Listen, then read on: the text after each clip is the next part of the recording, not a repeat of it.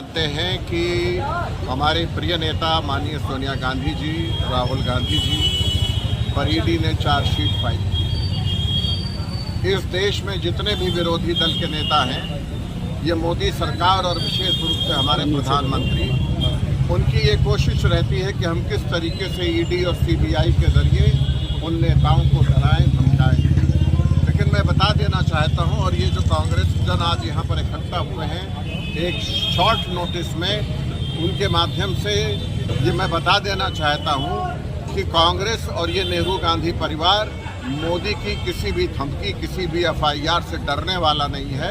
क्योंकि हमने देखा है कि इस देश में अकेला राहुल गांधी एक ऐसा नेता रहा जिसने मोदी का मुकाबला किया।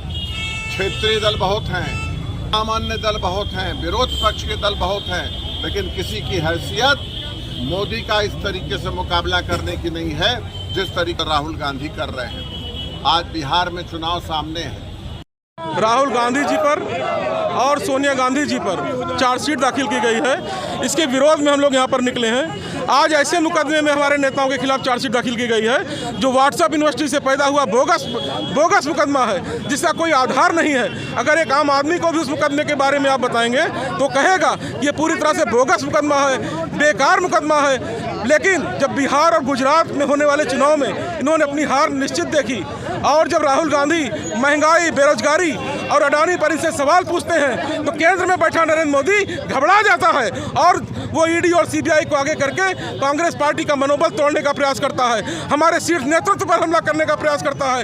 लेकिन वो भूल गया है कश्मीर से कन्याकुमारी तक कांग्रेस पार्टी का एक एक कार्यकर्ता अपने नेता राहुल गांधी के लिए अपना सर भी कटा सकता है। इसलिए भारतीय जनता पार्टी को चेतना चाहिए, राजनीति को राजनीति की तरह करना चाहिए। अगर वो व्यक्तिगत दुश्मनी की तरह सरकारी संस्थाओं का दुरुपयोग करते हुए सरकार का कार्य करेगी तो कांग्रेस का कार्यकर्ता चूल से चूल मिलाने का कार्य करेगा।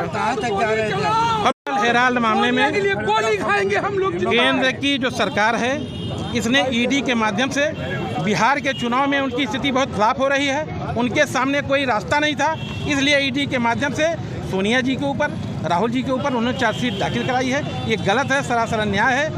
वो ईमानदार नेता है, एक पैसे का पूरे धरती पर कहीं आरोप नहीं है। बार बार आरोप लगाते हैं, आरोप खारिज होता है। इस प्रकार से हम कब तक बर्दाश्त करेंगे? किसी प्रदेश का चुनाव आता है, आप तुरंत आरोप लगा देते हो। ये बर्दाश्त होने वाली स्थिति नहीं है। हमारी मांग ये है कि जो चार्जशीट में दाखिल किया गया है उसको हटाया जाए, वापस लिया जाए। हम लोग जाएंगे जब तक हम शरीर में जब तक जान है, हम लोग जाएंगे, आगे बढ़ेंगे। हम लोग को पुलिस ने रोका है, रोका गया। आप देखिए, बाइट लगा दिया गया।